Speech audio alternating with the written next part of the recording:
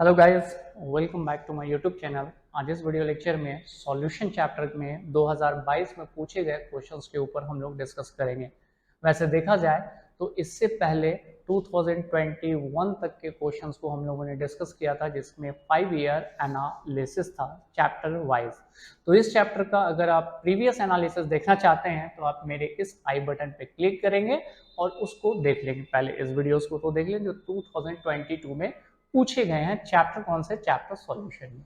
तो गाइस, सबसे पहले मैं ये कहना चाहता हूं आपसे कि ये जो सारे आपके सामने क्वेश्चन दिख रहे हैं, ये तो मुझे भी दिख रहा, तो आप इस क्वेश्चन का स्क्रीनशॉट लेंगे ताकि आपके लिए ये आसान हो जाए एक जगह कॉपी में नोट करने के लिए। वैसे हम लोग टर्म टू टर्म एक एक क्वेश्चन के ऊपर डिस्कस करेंगे कि किसका आंसर क्या होगा विथ कंक्लूजन। स्क्रीनशॉट हो गया गाइस, आगे मैं बढ़ूं? चलो, इसके बाद इसके पहले क्वेश्चंस के आंसर के ऊपर आते हैं और पहला क्वेश्चन क्या कह रहा है उसके ऊपर आते हैं। तो कहता है which of the following will have maximum depression in freezing point. इनमें से कौन है जिसमें सबसे ज्यादा क्या होगा? डिप्रेशन इन फ्रीजिंग पॉइंट होगा। तो मैं आपको बता दूं कि डिप्रेशन इन फ्रीजिंग पॉइंट्स क्या होता है। डिप्रेशन इन फ्रीजिंग पॉइंट्स एक कॉलिगेटिव प्रॉपर्टीज है। क्या है वो? Colligative property. वैसे मैंने सीपी लिखा है लेकिन आप फुल फॉर्म याद रखना, कॉलिगेटिव प्रॉपर्टीज। 4 कॉलिगेटिव प्रॉपर्टीज होंगे। कितने कॉलिगेटिव प्रॉपर्टी? 4। पहला कॉलिगेटिव प्रॉपर्टी है जिसका नाम है relative lowering of vapour pressure. दूसरा है डिप्रेशन इन फ्रीजिंग पॉइंट्स। तीसरा है elevation of boiling point and fourth one is osmotic pressure. ये 4 कॉलिगेटिव प्रॉपर्टीज है। कितने कॉलिगेटिव प्रॉपर्टी हुए? 4। एकदम इजी वे में। तो ये कॉलिगेटिव प्रॉपर्टी डायरेक्टली प्रोपोर्शनल होता है किसके? नंबर ऑफ पार्टिकल्स के। जितने ज्यादा नंबर ऑफ पार्टिकल्स होंगे कॉलिगेटिव प्रॉपर्टी उतनी ज्यादा होगी। सही है? चलिए, ये 4 चीज तो याद हो गया, मैं ऐसे इरेज कर रहा हूं ये 4 चीजों को, अगली बात समझेंगे आप। आंसर ए है। क्यों? क्योंकि इसमें नंबर ऑफ पार्टिकल सबसे ज्यादा होंगे। मैं आपको समझा दूं कि अगर पोटाशियम डाइक्रोमेट को आप लेते हो, सॉरी पोटाशियम सल्फेट को लेते हो, तो जब ये डिसोसिएट करता है तो 2 mole potassium ions and 1 mole sulphate ions होता है। तो टोटल नंबर ऑफ पार्टिकल्स कितने हो गए? 3। दूसरी बात, अगर मैं बात करूं सोडियम क्लोराइड में, तो सोडियम क्लोराइड 1 मोल सोडियम आयंस में टूटता है और 1 मोल क्लोरीन आयंस में टूटता है, और इस जगह पे नंबर ऑफ पार्टिकल्स हो गए 2। वैसे आगे मैं बता दूं, यूरिया और ग्लूकोज नॉन इलेक्ट्रोलाइट्स होते हैं। ये पानी में जाने के बाद किसी तरह डिसोसिएट नहीं करते हैं। सच दैट कि आप सोचो कि ग्लूकोज का फॉर्मूला क्या होता है? C6H12O6, लेकिन पानी में आप जैसे डालोगे वो डिसॉल्व तो हो जाएगा, घुल तो जाएगा, सॉल्यूशन तो बना देगा, लेकिन डिसोसिएट नहीं करेगा कि C+O-H+, इस तरह का कोई डिसोसिएशन वहां नहीं होने जा रहा। और जिसमें डिसोसिएशन नहीं होता उसको हम लोग बोलते हैं नॉन इलेक्ट्रोलाइट्स। इसमें नंबर ऑफ पार्टिकल्स हम लोग कंसीडर करते हैं 1 और 1। तो जितना ज्यादा नंबर ऑफ पार्टिकल्स होगा उतनी ज्यादा कॉलिगेटिव प्रॉपर्टी होगी। तो सबसे ज्यादा नंबर ऑफ पार्टिकल्स किसमें आपको मिल रहा है? ऑब्वियसली K2SO4 में। जवाब आसान है।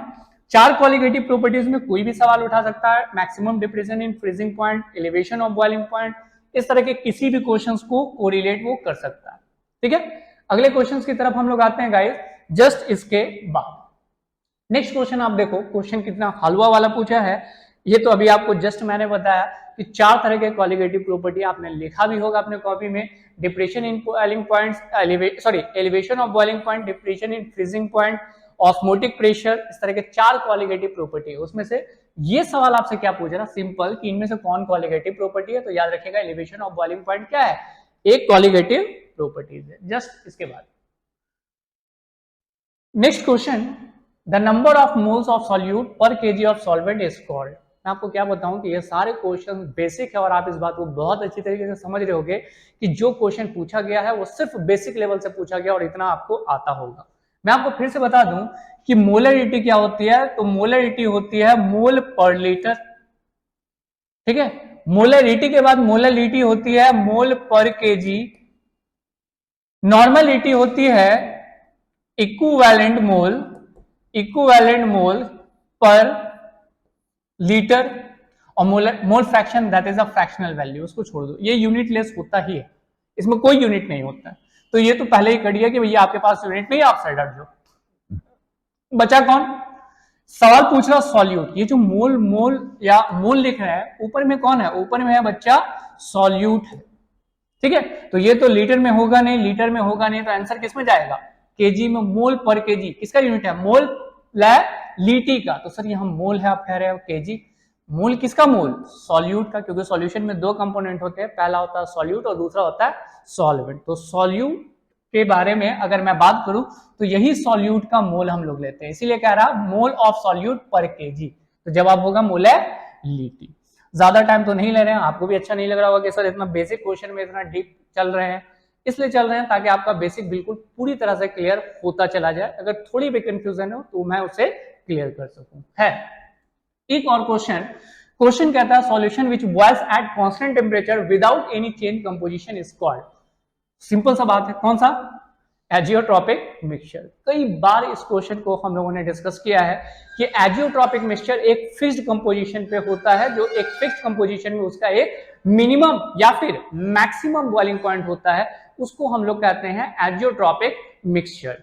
तो गाइस ये चार ऑब्जेक्टिव क्वेश्चन थे, मैं तो यही कहूंगा कि ये चारों ऑब्जेक्टिव क्वेश्चन सॉल्यूशन चैप्टर के एक हलवा क्वेश्चन में से गिने जाते हैं। तो सर इसके बाद वाले क्वेश्चन पे बात करते हैं। इसके बाद वाले क्वेश्चन में हम लोग आते हैं, तो गाइस क्या कह रहा है कि helium is also mixed with oxygen in respiratory device of sea divers region. अगर लाइफ में कुछ एक्साइटमेंट करने का मन करता है तो वो ये है समुद्र के अंदर जाने का।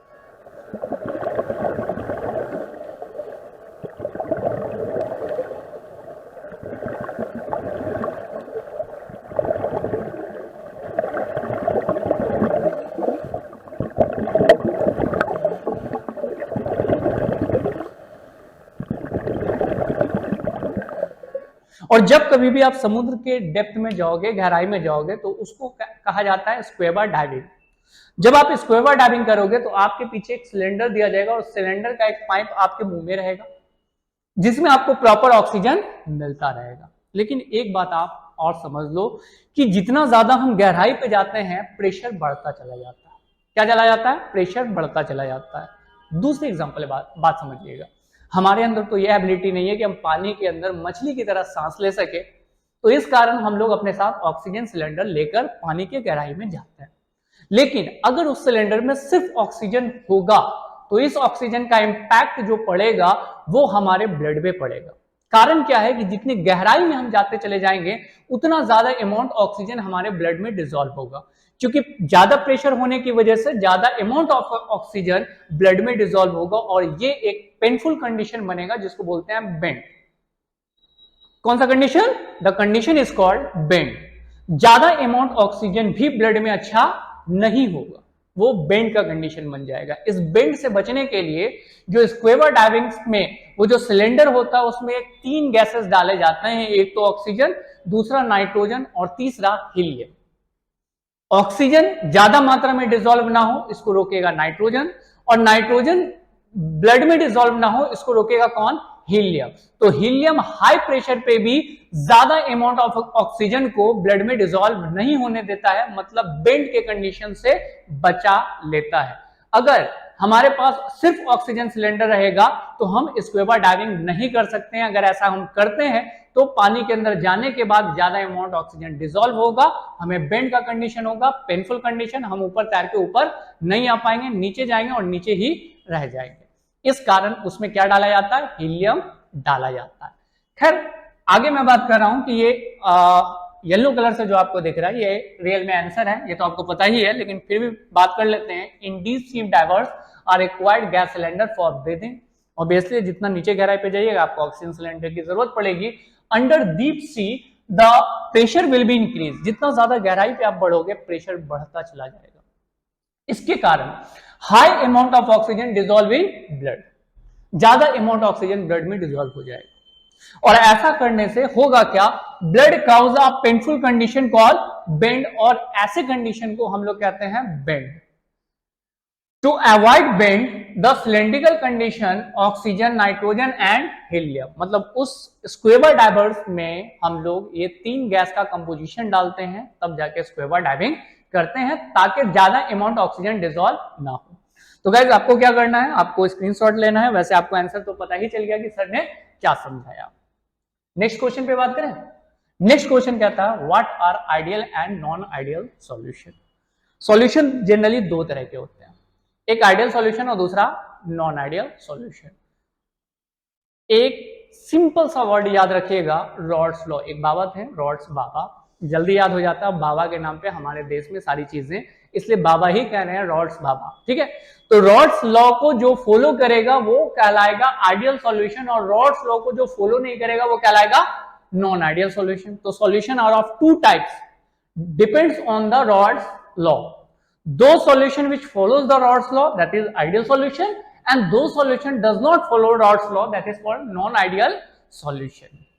नेक्स्ट पॉइंट्स, अगर मैं बात करूं कि आइडियल सॉल्यूशन कैसे आप पहचानोगे, उसकी कुछ प्रॉपर्टीज है, और नॉन आइडियल सॉल्यूशन कैसे पहचानोगे, उसमें कुछ प्रॉपर्टीज है। अगर मैं आइडियल सॉल्यूशन पे बात कर रहा हूं तो सॉल्यूशन बनाने में दो चीजों का यूज होता है, एक सॉल्यूट और दूसरा सॉल्वेंट। जब आप इस दोनों को मिलाते हो तो सॉल्यूट और सॉल्वेंट के बीच में किसी तरह का कोई केमिकल लोचा नहीं होने वाला, मतलब कोई केमिकल रिएक्शन नहीं होने वाला। कब? आइडियल सॉल्यूशन के केस में no chemical reaction will be occur between the solute and solvent.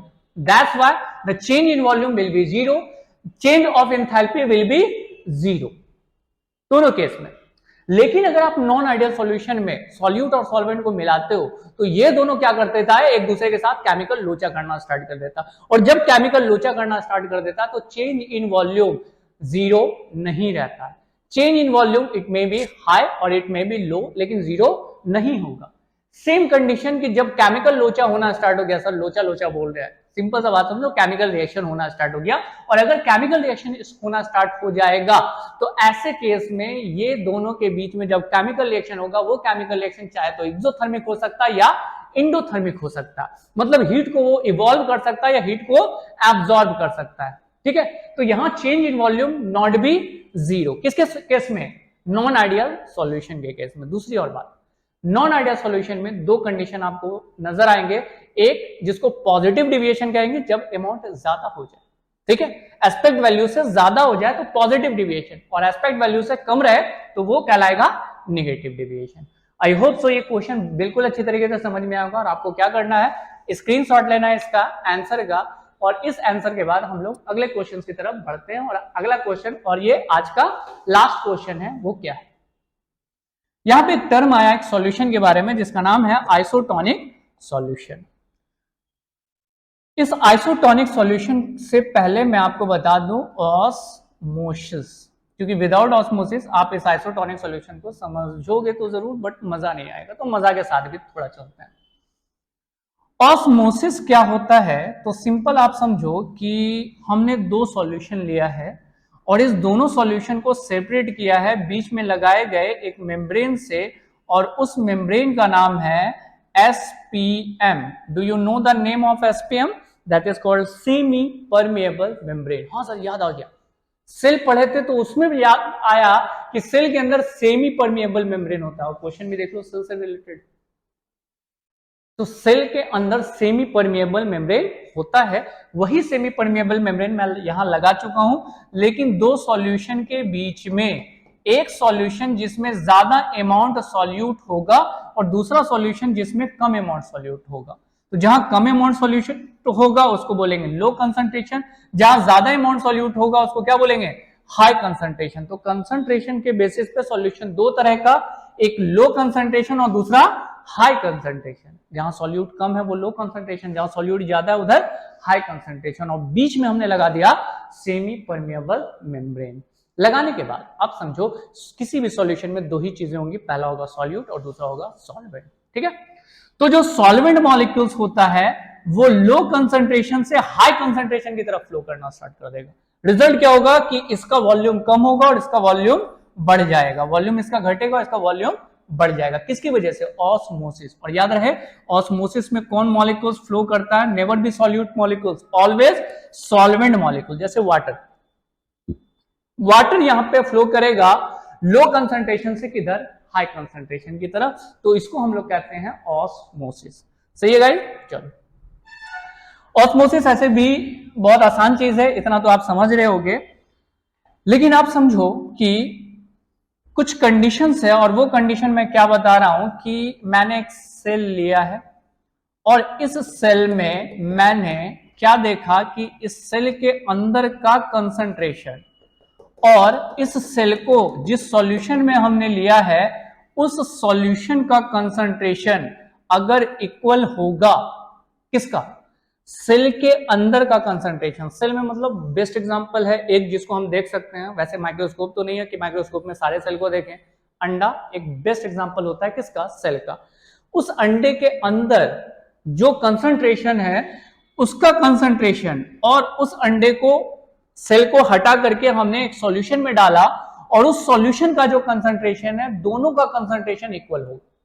और जब कंसंट्रेशन इक्वल होगा तो इसमें भी एक मेम्ब्रेन लगा है जिसका नाम है सेमी परमिएबल मेम्ब्रेन। ऐसे केस में जब आइसोटोनिक सॉल्यूशन होगा, कौन सा सॉल्यूशन होगा, isotonic solution, in the sense कि सॉल्यूशन जो है उसका कंसंट्रेशन और सेल के अंदर का कंसंट्रेशन दोनों बराबर होगा, तो ऐसे केस में ना ही वाटर इधर का उधर आएगा ना उधर का वाटर इधर जाएगा। सिंपल कह सकते हैं net flow of solvent molecules या वाटर विल बी जीरो। अब गाइस जो लिखा हुआ उस पर भी थोड़ा बग देते हैं, ठीक है। आइसोटोनिक सॉल्यूशन में क्या था, if a cell kept in isotonic solution in which the concentration of cell and solution become equal, cell के अंदर का और सॉल्यूशन का कंसंट्रेशन बराबर है। ऐसे केस में क्या होगा कि cell placed in isotonic solution neither be swell और श्रिंक, ना ही सेल स्वेल करेगा ना ही सेल श्रिंक करेगा। नेट गेन और loss of water become zero, ना ही वो वाटर को अपने अंदर एब्जॉर्ब करेगा ना ही वाटर को ये रिलीज करेगा। क्लियर है यहां तक। कौन सा सॉल्यूशन में, आइसोटोनिक सॉल्यूशन में।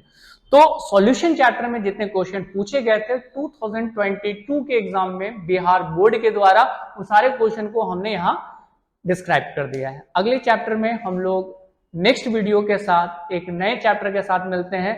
आज के लिए guys thank you and bye.